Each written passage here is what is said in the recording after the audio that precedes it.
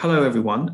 Welcome to this unique event, first in a series of topical and in-depth conversations that we're hosting as the Housing First Europe Hub. My name is Matt Downey. I'm Director of Policy and External Affairs at Crisis, which is one of the founding partners of the Hub. My job today is simply to moderate if our two speakers get out of control in some way, or if I need to step in and do some timekeeping, but otherwise, I won't be saying too much. What we're going the format today is that we're going to hear first of all from Sam, and I'll talk about that in a second. Then there'll be the main conversation, and there will be some time for questions at the end. So please do post any questions in the chat that you would like to be answered. And we'll obviously be in touch with further dates for future events like this. So just by way of a quick introduction, the idea here is to have some conversations that we wouldn't ordinarily have, and that will make best use of the technology and the way in which we've all got used to Zoom to be able to have conversations across borders, across time zones, and with really insightful and experienced. Before we go into our guests today and what their backgrounds are, I'm just going to ask Samara, who coordinates the Hub, to talk a bit about what the Hub does, particularly for those of you that are new and might want to know about how you get involved. So Samara, over to you. Thanks, Matt. So the Housing First Europe Hub is a network of organizations, cities, ministries, researchers, housing providers, a very diverse range of partners who've come together to work to help support and promote the scaling up of Housing First, but support it and as a trigger to moving systems away from sort of business as usual, focused on treatment as usual approaches to homelessness, and really seeing Housing First as a way to start shifting our systems to a much more focused and housing-led approach to reducing, ending, and preventing homelessness. And so we were launched in 2016 with our two very first founding partners were the Y Foundation and FEANSA. And FEANSA is the network of homeless organizations across Europe.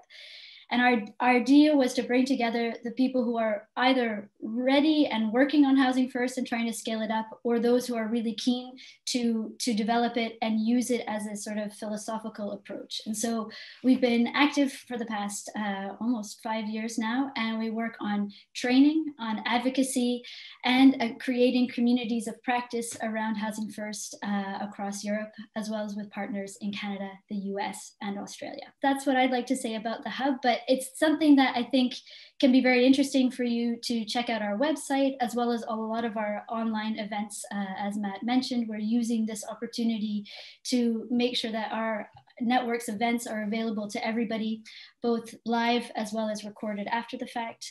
And we're a very active and inclusive network. So if you have a question about how you're working with Housing First, or what you need to do to convince your local authorities or your governments, don't hesitate to get in touch.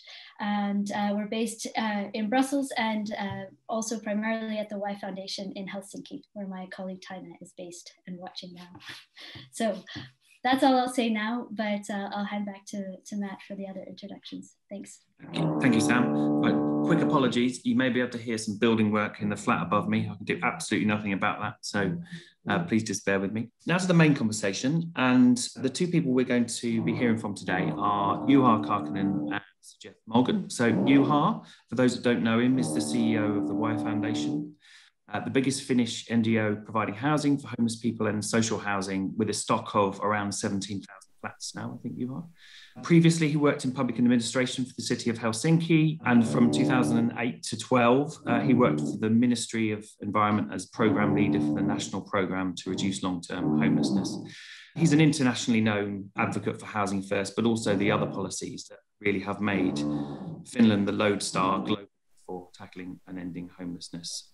So we're delighted to have Juha with us. Secondly, Jeff, and I will say, an exercise in boiling down Jeff's biography is quite an academic exercise itself. It's incredible what Jeff's done in his life, but just a quick précis of it. He's Professor of Collective Intelligence, Public Policy and Social Innovation at University College London. Previous to that, he was chief executive of Nesta, the UK's Innovation Foundation, was the first chief executive of Young Foundation, first director of the think tank Demos. Between 1997 and 2004, Jeff had roles in the UK government, including director of the government strategy unit and head of policy in the Prime Minister's office. Whilst in government, Jeff was part of the team that led a 2/3 reduction in rough sleeping in England at the time.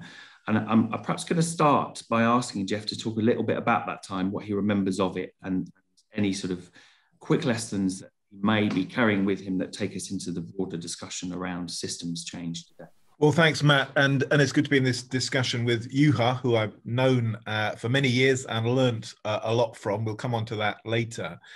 So prompted by you, a little bit of ancient history, which most of you on the call won't remember at all. But in the 90s, the UK, probably like quite a few other countries, was doing quite well economically, but there was a sense that society was fracturing, inequality was getting worse. There were a whole host of problems which hadn't been attended to during the Thatcher years and essentially a long period of Conservative government.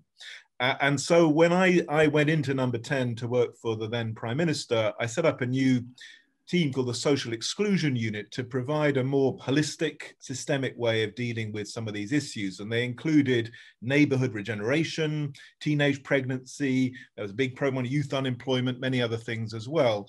But actually, street homelessness was almost the biggest symbol of what had gone wrong with the society. The numbers weren't very big, probably about 2,000 a night on the streets of London. But we felt if we couldn't even make a big difference to that, some of the other more complex issues like 2,000 housing estates which had fallen behind would be harder. So we quickly developed what, in retrospect, well, actually we used that language at the time, was a more systems approach. And I hope we can explore a little bit of this. So what that essentially meant was thinking about street homelessness, it's not all homelessness, in terms of sort of three layers. One was upstream. What are the factors which lead people to end up on the streets, which are very diverse. They can be family breakdown, issues with mental health, drugs, alcohol, people coming out of prison who often didn't have enough support, so they quickly got onto the streets. People leaving the armed forces made up a surprising proportion of people on the streets. And so it was clear we had to do some preventive work to ensure that there was better help for people so they didn't get to the streets in the first place.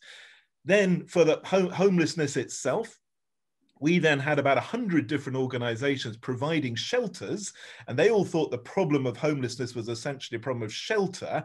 And that's partly the case, but it's a necessary but not sufficient condition. So we looked at what they could be doing, how to integrate them into a wider system, in particular, providing a combination of support services, not just a roof and food, but also, again, help with alcohol problems or mental health from multidisciplinary teams. And then thirdly, a coherent strategy for exit, helping people not only into permanent accommodation, but also help with skills and jobs and mental well-being, all those other things. Anyway, so that was the plan. It was put together. It required quite a lot of changes to how government worked. We had to create pooled budgets at a city level so that, again, the health, the housing, the other budgets were all run by single teams.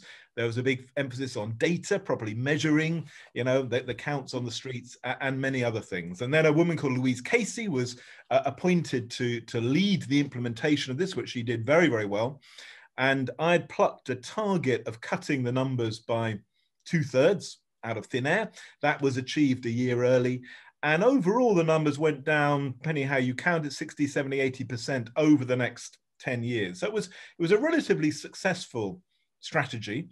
Weirdly, after 2010, almost all of that was forgotten. Almost all of it went into reverse. And I sort of feel we need to almost start again with that kind of more systemic approach, but obviously in the very different conditions of, well, for the UK, 2021 is very different from 97 in all sorts of ways. But the basic approach of thinking systemically, recognizing that for most people, not having a home is as much an effect of many other things as being the problem in itself, I think is key to lasting success in this field. Thank you, Jeff. Juha, I wonder if you could open up our discussion now a bit about systems change from your perspective. First of all, good afternoon, everybody from Finland. And actually what Jeff already said was quite illuminating. And I think that it's kind of a very relevant also today. So maybe we already have the main lesson from this discussion already on the table. First of all, I would like to say that I know that many of you are totally tired of webinars, and for that reason, we try to create a little bit different kind of event instead of a flow of PowerPoint presentations with technical problems and minimal time to react on comments. In the chat box, we aim to have a more free-form casual discussion. And the idea is to bring into focus some very inspiring thinkers outside the normal homelessness box or field. And of course, I'm extremely pleased that we managed to tempt Jeff Malgan for this first session. But before we delve more into the actual topic of system change, to warm up, I have one more, maybe a methodological question to you, Jeff. I think that I'm not the only one who is amazed by the constant flow of new ideas and papers you are producing, especially during the last year or so. There has been almost weekly something new pouring out from your chamber. And it also looks like you have created a new format for publishing your ideas, very concise, relatively short articles. Of course, there are some key themes that run through your previous work, like the latest books, Big Mind and Social Innovation, which, by the way, I highly recommend to our listeners. But also it looks like a growing over, and it will be fascinating to see where it leads. But the question I have in mind is about the actual writing process. How on earth do you do it? What is the effort behind all this text? Do you make a draft that you revise several times? Or do you just sit down and start playing like the jazz pianist Keith Jarrett, those long improvisations? Do you have a small black notebook where you jot down spare thoughts when a sudden inspiration hits? Or find something worth noting down? Or where do you find your own inspiration? Well, I should say, Juha, maybe one of the things you could put in the chat, Juha for many years has been a great source to me of recommendations on music and poetry, which particularly during periods of lockdowns is very useful. So it's often these slightly lateral things are very helpful. I guess I've spent most of my life iterating between the very practical and the slightly theoretical. And I always get kind of stimulus from, I guess, seeing real world problems and issues.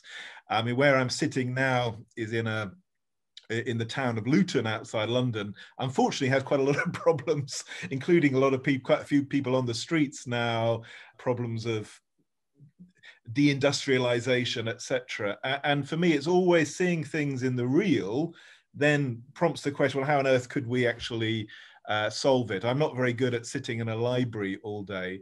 And then for me, writing is just a process of thinking things through. I don't write a perfect draft at all. I constantly change and fiddle and iterate with things. But I find it easier to think if I try to set it down. And actually, in about a week or two's time, I'm publishing a paper on systems, which might be useful to some people on this call. If I just do 30 seconds preview on it, and essentially its kind of premise is that the weird thing is, if you look around you, most of the systems we depend on for our daily lives, like the internet, which we're all using at this very moment, or the food system or the energy system, they're completely opaque. It's very hard to find out how they work or what's happening to them. So we think we live in this sort of digital era where everything is transparent and you can search anything, but actually it's almost mysterious and magical. And just go around asking people how the internet works. You'll find highly educated people haven't a clue how it works, let alone how power is organized in it. So I'm trying to suggest, could we have almost a mission of making our everyday systems more visible, more transparent, where we can interrogate them, play with them, and then actually shape them in different ways. Anyway, it's unfortunately, it's a rather long paper. You may know that, this is my final comment, there's a very famous saying from Pascal, whatever, 300 years ago, where he apologizes for sending a long note because he didn't have time to turn it into a short note. And my paper on systems is a bit like that. I apologize, it's too long. I didn't really have time to make it short enough. Anyway, always when reading your text, it looks so easy, clear, and self-evident. You get the feeling that writing to you is as natural as breathing to all the rest of us. No, it's hard work. Okay, good. That's a comfort to know. But if you go in more detail about the systemic thing, I think that you probably know that homelessness in Finland has been decreasing already for several years, and as the trend in most countries has been more difficult. Of course, it raises questions. There has been some explanations for the Finnish development, and I think that probably the best scientific one has been provided by Nicholas Blees when he has stressed the importance of an integrated strategy based on housing first and housing-led policy. But we have also created our own narrative saying that we have done a systemic change, that we have housing first on a systemic level. I don't know if we are right. There's no real research on this. So it could be also a structural change or something else.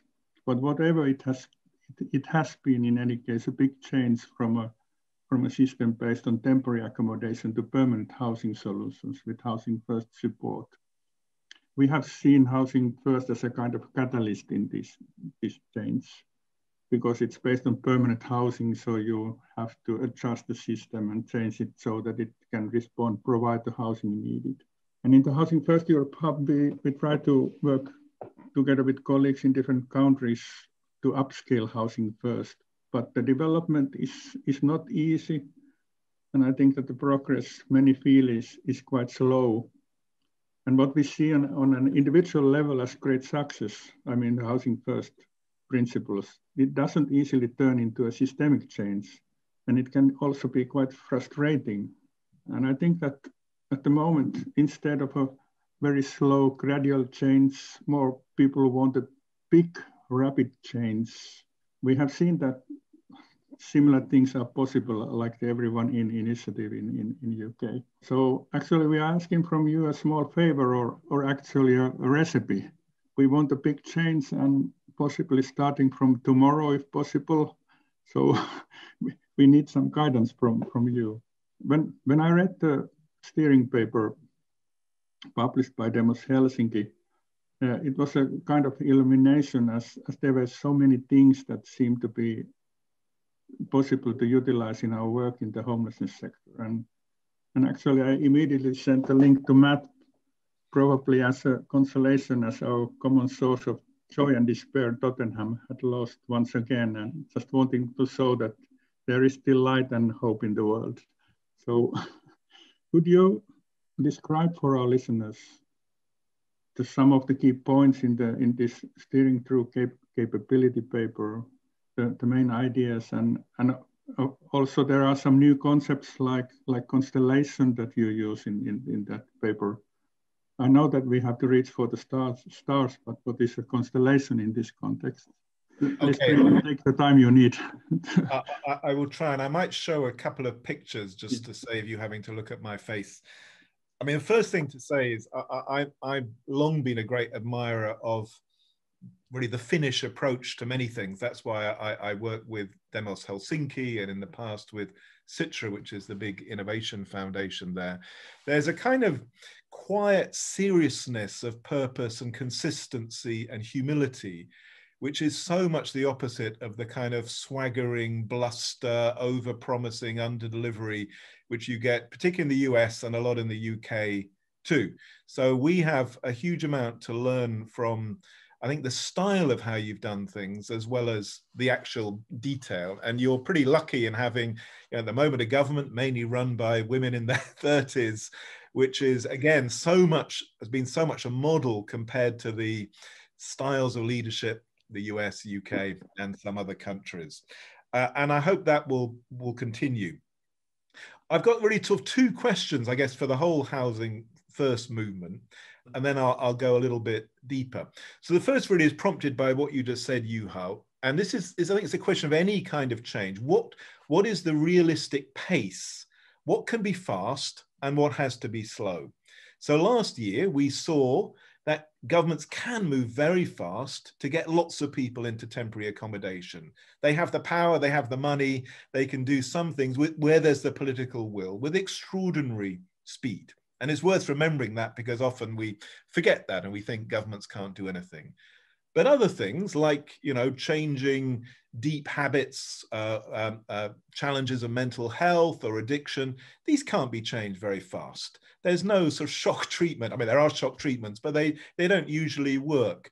And so it's really important to have almost a sense of the likely paces of different kinds of interventions. And I'd be interested in, the views of others on this call, because I see often governments try to do fast what should be slow, and they often do very slowly the things which should be fast. This then links into the strategic question. So here I will show a couple of pictures, if I can. So first of all, if you can see this, is my attempt at sort of summarizing some of the ways of thinking about homelessness in systemic ways. And at the top, there are all the different players, which is government, national, regional, city, civil society. Business has quite a big role to play, sometimes in providing job opportunities. The media have a big role to play in perspectives and volunteers. I suspect many of you, like me, have been, off and on volunteers in shelters, etc. So those are all the players. And then, as I said earlier, to act systemically, you have to be simultaneously dealing with the flows from things like family breakdown, prison, mental health, debt, insecure housing, the immediate responses, accommodation, provision, customized supports, and then the sustainable exits. And for me, housing first is absolutely sort of essential as a sort of linchpin of such a system, because if you don't have the housing elements in 2 and 3, then nothing else works. But I think on its own, it's not sufficient, because you do need as well the prevention and some of the other dimensions added in. So again, I'd be interested in your views on that. And then thinking of the UK context, at the moment, I think we're trying to ask, what might be, starting from the left-hand side, some of the pressures in the next year or two. We may well have quite a big spike in unemployment this year as our various furlough schemes end. Lots of evidence on serious mental health spikes because of lockdowns and so on. A lot of people with debt overhangs, the end of leniency on rental arrears, all these things could mean quite a big increase of flows into homelessness of all kinds. Then in the middle section, what mix of accommodation is needed? We've moved rapidly away from old style shelters to personal accommodation. That's great. What kind of data is needed to support the system? What kind of multidisciplinary teams? And then in terms of sustainable exits, that's very influenced by things like the overall state of the economy, the overall state of housing supply, which is not good in this country, social capital, willingness to help, etc. So that's a little picture of the system. And then to go to the paper which Juha mentioned, probably the sort of summary picture was this one, which tried to think about what would a systemic policy approach look like, where you would have top-down national goals, as you have in Finland, a commitment to ending homelessness by 2027, I think it is, which ideally then is reflected, that's number 2, at sort of city, province, district levels, but which are also experimenting to work out how to do it. In some fields, business innovation is really important. It may or may not be here. Often you want society involved in your trailblazers, social movement approach and so on, and the generation of effective innovations, which could be on things like access to work or access to mental health supports, etc. And then number 6, you start scaling them and you get a sort of virtuous circle as those things loop around. And those are all linked by, top left, some common stores of evidence, some shared view of what actually is working or isn't working, which is several of you were helping out yesterday on a session as part of the new International Public Policy Observatory on COVID, which is trying to do that. And then on the right-hand side, also linked data. You know, what is the data which helps the system see itself in real time in intelligent ways? And I describe these things not as sort of classic hierarchical plans where it's all owned by the government or anyone else, but essentially constellations. These are coalitions often of different bits of government, different bits of civil society, sometimes business, but linked together through this kind of shared intelligence, data and evidence, and above all, linked together by growing the capability, because ultimately all of these things depend on the capability of people to do often quite complicated things of understanding needs, responding to needs, learning rapidly. That's all about capability, and it cannot be monopolized in a national government or in a university or anywhere else. So that was the meaning of this phrase, steering through capability, that it's not like building a road network, where you just lay it down, or high-speed rail. These social challenges require widely distributed capability and widely shared intelligence. And for me, that's really the 21st century model for solving social problems. I will stop sharing at that point. That all sounds good and makes a lot of sense.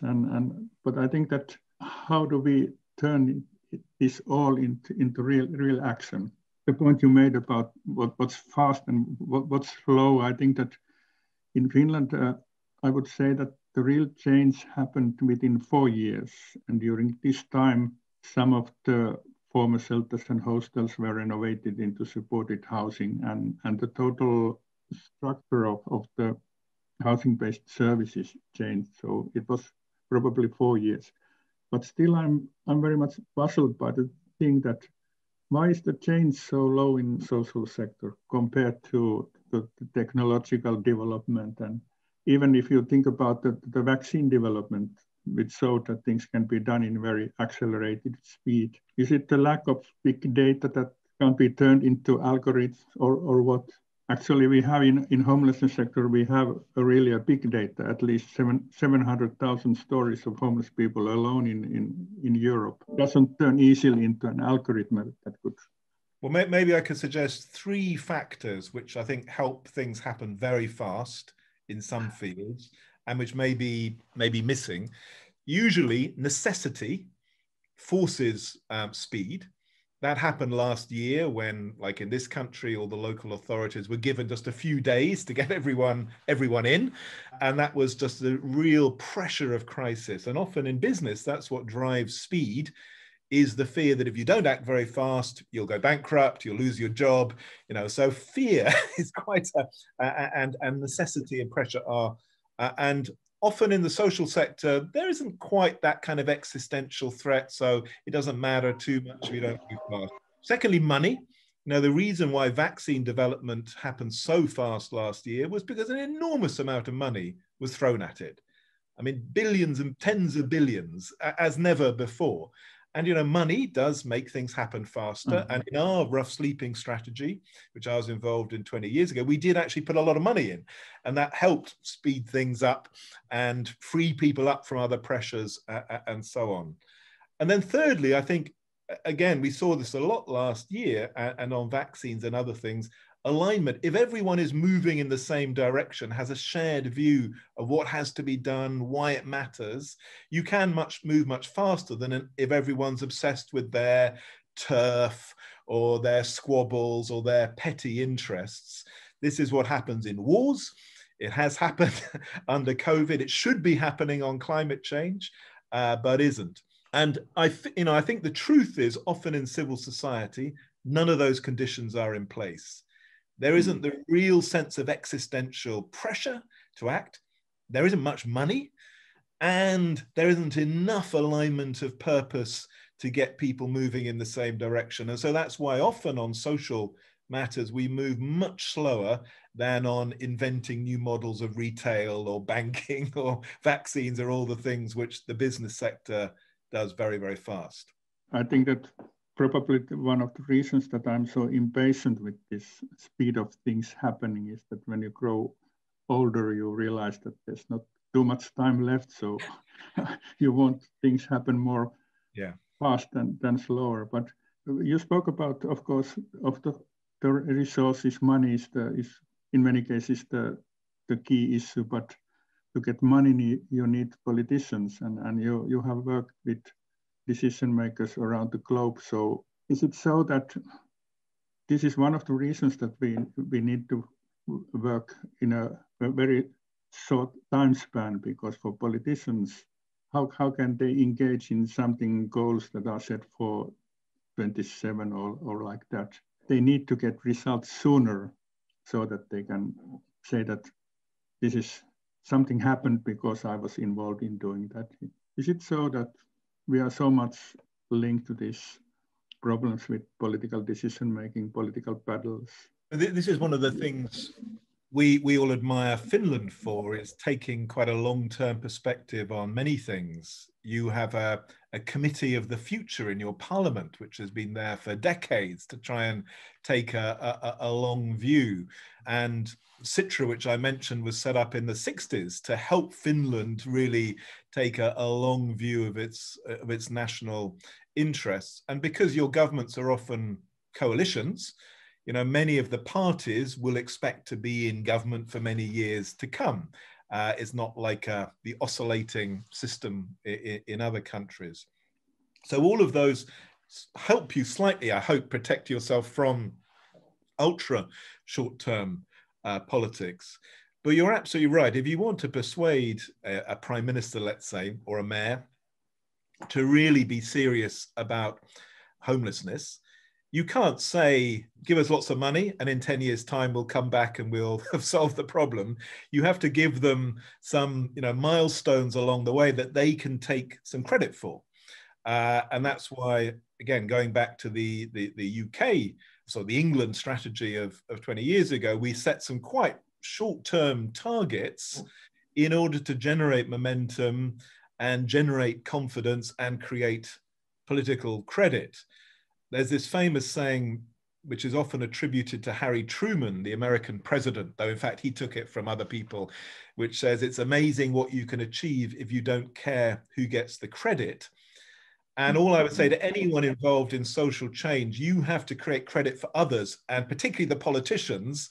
And that can be annoying because they may get credit for all the things you've worked on, but that's the way change happens, is that they can announce the fantastic success of their strategy and use that to get re-election. And if you don't like that, all I'll say is tough. That's just the way the world works. And if you're not creating credit for ministers, mayors, and prime ministers, don't expect to have their support in seeing a long-term strategy through. You said about how we are in Finland future-oriented. I think that probably the main reason is that we have such a short history behind us. So that's the only way we can go on. Can you tell me other good examples of a real systemic change from other sectors that we could learn in the homelessness sector? And also to our moderator, Matt, don't be too moderate, just hop in the discussion if you want to disturb it. Well, let me give one example, which is another one where actually Finland is a leader, but which everyone on this call takes part in certainly every week, and that is waste. So 30 or 40 years ago, most of your waste, the tins of baked beans, your bottles of milk, was buried in the ground. And then in the last generation, really, we've had a complete transformation, more in some countries than others, where most of that waste, glass, metal, plastics, cardboard, is recycled or used for energy. And that has been a systemic change. It's got some way to go. And I say Finland is a leader in the circular economy thinking, which has been spreading all over the world. And I think what's interesting about how that happened over the space of 30 years or so is it's a combination of at least 3 or 4 quite different things. And this is where I think there is a parallel with homelessness. So it has required some top-down action by governments. They have set laws and directives and regulations which have, for example, forced the newspaper industry to, use recycled paper. It's required innovation at the market level, new business models, new ways of doing things, new ways of collecting waste and separating it, and finding ways of turning different glasses into recycling. And then it's had another element, which has essentially been a social movement. The ecological movement at a community level made recycling a matter of values, something you should be so proud of doing. And those three very different sort of forces and cultures have reinforced each other to help us transform how we deal with the things around us, and have achieved, I say, not complete, but a pretty dramatic systems change. And as I say, I think all of those elements have to come in play with homelessness. It has to be government, it has to be business and NGOs, but also the public have to feel some ownership of the shared task of solving this problem. And it takes quite a long time, going back to the fast and slow point. In the case of recycling, that has taken decades, not years. You can't change these sort of, like systems of plastic overnight. They require lots and lots of different things to be changed in tandem. I think homelessness is simpler, actually, a lot simpler than waste, but there are useful lessons to be learned. If I may ask you both a slightly different question. One of the most attractive features of the Housing First philosophy, the values that underpin it, is that it takes an individualistic lens of self-harm and self-blame and sort of cultural norm of homelessness being the fault of the person that's experiencing it, and it says, no, we have a systemic solution here, and we have a set of conditions and rules and values to underpin that. And I just wonder whether in the list of the kind of critical factors for systemic change, we're missing one, which is something to do with the way in which homelessness itself is seen. And I ask the question because in terms of political engagement, from my perspective, that always seems to be the sort of the unspoken barrier that is certainly there when we see the polling of the general public, and so you can expect to be there in political attitudes and discourse as well, and whether there's something to add to the kind of the way in which we approach this challenge of systems change to try and change that cultural norm about how it's seen as well.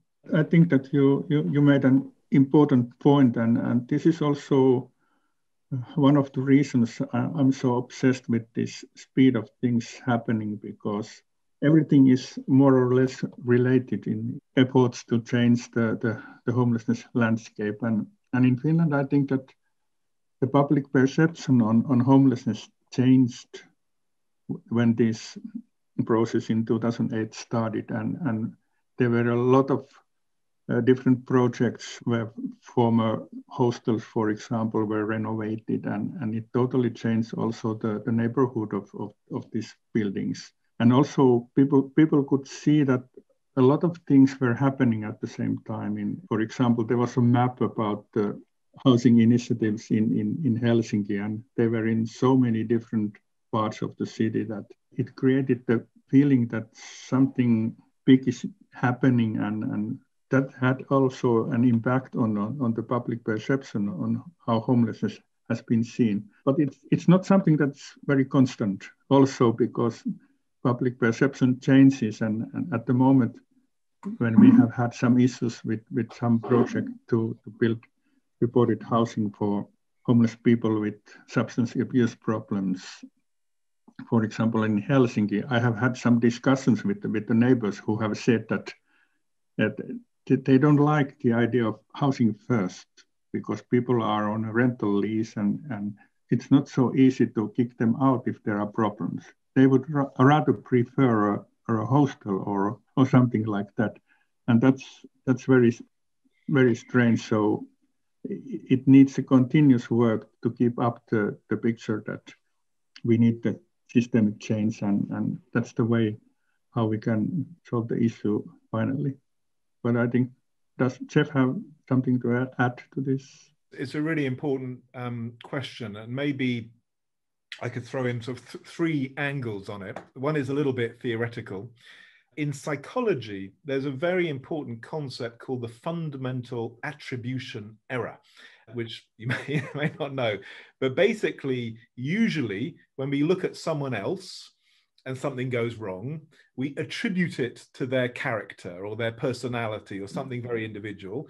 Whereas when things happen to us, we tend to attribute it, especially if they're bad, to sort of big forces, etc. So always we have this sort of skewed perception, which often blames people for things which actually aren't under their control, but we usually often absolve ourselves. And one of the tragedies of recent decades is that most even quite well-informed people know very little about sociology. And the key essence of sociology is to say that much of what happens in our personal biography is very powerfully shaped by much bigger social forces, is not entirely under our control. And so, you know, whether when you hit bad luck or things go wrong in your life, whether you end up on the streets is hugely dependent on your social class, your access to capital, your access to, you know, all sorts of things which are not really personal attributes, but are social facts. And I actually think we need almost a revival of sociological literacy in the next few years. Economic literacy actually is much better, but sociological literacy has, I think, declined in recent decades. Secondly, so where that then takes you, I think is quite a subtle sort of discourse about issues like homelessness, where on the one hand, you recognize all the social factors and forces which are bigger than any individual. But if you go too far, and treat people solely as passive victims, you take away their own agency, their own responsibility. And that has often happened in social programs, and that tends to lead to its own problems, and I think doesn't sort of resonate well with the public. So therefore, in any society, there has to be a debate about what is fair. And fairness is both about outcomes and about opportunities, and has to be talked about, has to be argued out. And that will include, you know, maybe some quite difficult conversations about housing first and who has access to housing in what order, et cetera, et cetera. And often we shy away from those difficult conversations because fairness in the public mind is always partly about need, but it's also, there'll always be some element there of desert and merit and how people respond to opportunities. And this is sometimes difficult for, as well, the social policy world or providers who think often only in terms of need. And yet if you go right the other extreme to a kind of pure character-based fundamental attribution error position, everything's about personal responsibility. It's got to be both. And I think that's the key for our discourses, almost any social issue, is how do you have both the recognition of personal agency and a recognition of big structural macro forces. And that's easier said than done. Many things are easily said than done, but I think there's one aspect more when speaking about the systemic change that I see it that so that things really change with homelessness, whatever we do, it has to be on a big scale enough. So I think that there was something you commented in our pre-meeting about how China is dealing with some social issues. Could you comment on that, what you said earlier about the Chinese example? I mean, going back one step, over the last 30 or 40 years, possibly the biggest thing which has happened in world history is the extraordinary reduction in poverty in China, affecting hundreds of millions of people. There's been a bit the same in India, but China is ahead. And so that is an enormous world historical event, which has taken huge numbers of people from extreme poverty and subsistence into actually a fairly reasonable standard of living. And there are lots and lots of things to be learned from that story, which ignored lots of Western ideas. But more recently, in the last 3 or 4 years, maybe 5 years, the government has actually set targets for local governments to essentially end extreme poverty. And what's interesting about the way they've gone about it, which is probably quite scary to Europeans, is they literally have a list of all the families who are extremely poor, and the municipality has to have really a plan for each family of how they will be supported in terms of housing, in terms of a job, in terms of skills, whatever it may be. And if they can't show they've made progress on that, they get penalized by the next layer up within the Communist Party. And in some ways, it's an extraordinary story. It's hardly been documented at all in the West, but of almost forensic, sort of data-driven social problem solving. Now, of course, the other thing about the Chinese story relevant to us here is uniquely amongst poor countries in the world, they had almost no slums. And on housing, at least, had managed to combine huge housing development and building with, in fact, pretty draconian controls on personal movement in the hukou system, which I don't think we do want to copy. But the result was that there were very few people living in sort of shanty towns on the edge of Shanghai, Beijing, Chengdu, and so on. So none of our countries is China. We have completely different cultures and norms, not least about data and privacy. But on what they're doing on extreme poverty, I think there are, I don't think it is implausible that we might ask of every town, like the one I'm sitting in, to actually know who is really, on the margins and really suffering, and to be held to account for their ability to get those people into a home, a job, etc., etc. Now, again, I'd be fascinated in the views around this conversation, because that probably would require a degree of sort of data management and identification, which some people feel very uncomfortable with. And then I think there's a bit of a trade-off. How much do we value that relative to the value of really, in a systemic way, changing lives? Because I suspect without some handling of the personal data, it's not very likely we will truly end homelessness and its associated problems. But I'm not sure. Really don't know. There's an interesting parallel with that, coming from North America, where both in Canada and in the US, they are proving and rolling out this idea of a by name list of actual real individuals experiencing homelessness, with inflows and outflows from it, to show in a sort of live data form, not just the true scale of homelessness, but where it's coming from and where it's going, and where it returns back to homelessness in a loop. And actually doesn't sound too dissimilar. It sounds less kind of statist and more kind of community driven, but there's probably something more palatable in cultural terms. So where is that being done, and where could we look to see? So the two organisations doing it, there's one called Community Solutions in the US, and there's one called the Canadian Alliance for Ending Homelessness, and they're both doing it. And actually, Crisis is trialling it into UK places as well. Right. I wanted to come to a question actually that's come in, which is in relation to, I guess, political sales. And quite often, I think the questioner is getting at the point that in order to extol the virtues of Housing First or other solutions to homelessness, we get into a sort of financial selling mode where we talk about the kind of cost benefit. But actually, I think the question is how best to extol the virtues of social solutions to homelessness from a kind of social value perspective itself within kind of grand decision making. And I think both of your experiences on this from either side of the kind of government and non-government fence would be useful to hear. If I comment from the Finnish perspective, in 2008, it was clearly one politician who recognized the social value of this exercise to end long-term homelessness. And of course, as a side effect, he could see the possible benefit for his political career also.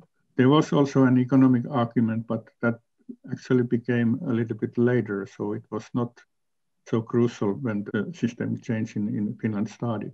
That's a quick comment on this issue. So, well, a question to one of the people in the chat, which may be to answer while I'm commenting on money. So Samara commenting on Denmark. It'd be good to know if that data is actually personal. Are there personal identifiers in it, or is it aggregated?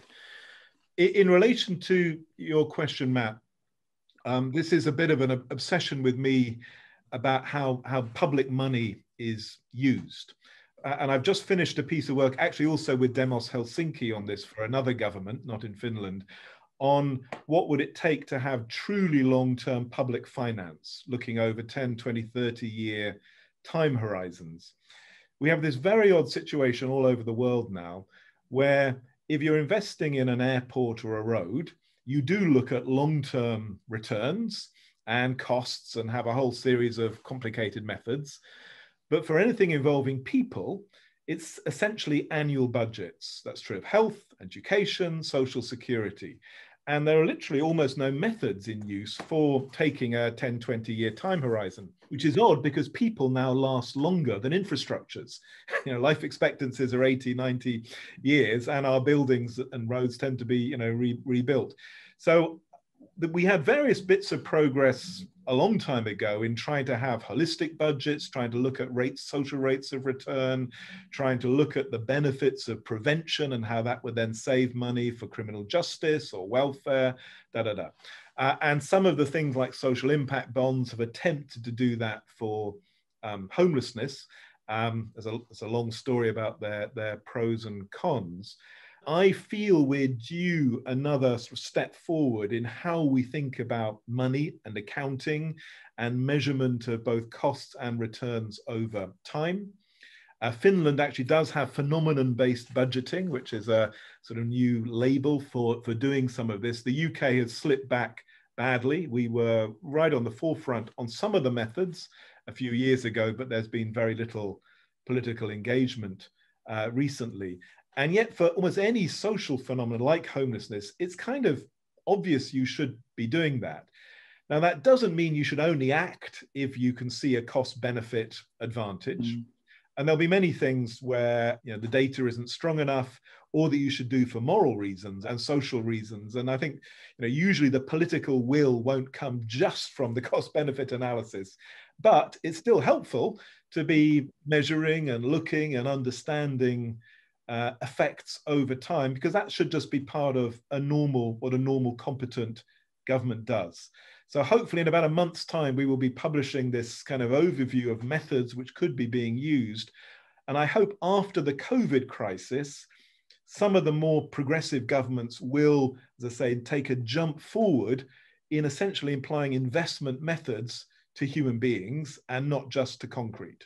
Actually, I think that it should be 100 years, because that's the time span that we think about in terms of carbon neutrality and thinking about counting the compensations. Yeah. But I think that we are approaching our time limit. So I have still one more personal question to you, Chet. You probably remember when we met first time in 2010, and we were having a nice dinner in a good restaurant in Helsinki, a restaurant that sadly doesn't exist anymore. But you told me that you have this urge to learn new things each year. And if you remember, on that year, you had on your list Mandarin Chinese and playing the clarinet. So it would be interesting to know what's on your list this year. Okay, that's a bit embarrassing. Yeah, I'm trying to learn Russian at the moment, actually. Okay. Partly so to read Pushkin in the original. That's my my goal for the year. Okay, I have more modest goals because I will have a hip operation in the spring, and so probably I will end up listening a lot of hip hop after that. So. but to end our session, I still have one question to both of you, gentlemen. Do you have some book recommendations to our listeners to beat the COVID fatigue? Perhaps I'll start. Certainly to fit in with the spirit of the conversation, I thoroughly recommend reading the Fintopia book, which absolutely draws out all of the fundamentals of what underpins the homelessness success in Finland, but also doesn't take a sort of starry-eyed view of this as well. Like there are plenty of social problems still left in Finland, particularly in relation to immigration and gender equality and that, but it's really worth reading that. And certainly the best novel I've read last year was Mayflies by Andrew O'Hagan, so I recommend that one. Well, in terms of novels, I've actually just finished this one, The White Book, which is a really weird Korean book. You may Han Kang, also read The Vegetarian, which is again, deeply troubling but fantastic book. As for other stuff, I actually think in terms of all the stuff we've been talking about on this call, practice is ahead of theory. And so I don't actually find books very useful. I find it much more interesting to look at the kind of links like the ones you put in the chat. And I'm in a university now. The universities catch up 10 years later with the cutting edge of practice. So keeping your eyes out for those things is probably good. One perhaps little plug, which is Scandinavian. I've been doing a bit with the Hansi Freinacht group. I was a duo who are, I think, very creative social thinkers, mainly based in Sweden, but are a rare example of trying to think in a really grand way about what's happening to social change. They're hardly known in the UK, but I find them very stimulating, at least. Can I say, I have one too, you, I'll say very quickly, just on, just because Jeff mentioned it, or just one of the things he said earlier, I'm reading a fascinating book called The Secret Life of Groceries by Benjamin Lohr. And it's a journalist from the New York Times who for years has studied everything to do, all the chains, all the supply chains from trucking to production. And it's really fascinating. And it reads like a novel, it's nonfiction. And my novel of the year is Circe, or Circe, however you pronounce it, by Madeline Miller, which is a wonderful dive back into Greek mythology, but with a modern twist of looking at a story from one character's perspective through the eons of time that a mythological god would live. And it's fascinating. So those are my tips. Okay, right. If I may conclude, I have actually two books, both originally Prince and if you remember the aphorism by James Richardson that nothing important comes with instructions. For that reason, I started to look for some manuals, and the obvious one is, of course, the great novel by George Perec, Life, a User's Manual, or La Vie Mode d'Emploi. And it's a good combination with another book called Life, a Critical User's Manual by Didier Fassin, also French writer. So if you are looking for manuals, there are ones to start with. Thanks very much, Jeff, for this nice discussion and waiting for your next paper. Thank you all. It was really good to be with you. Yeah, thanks very much, everyone. And we'll be in touch again with the next one of these different and fascinating discussions. And particular thanks to Jeff and to Juha. See you next time. Thanks.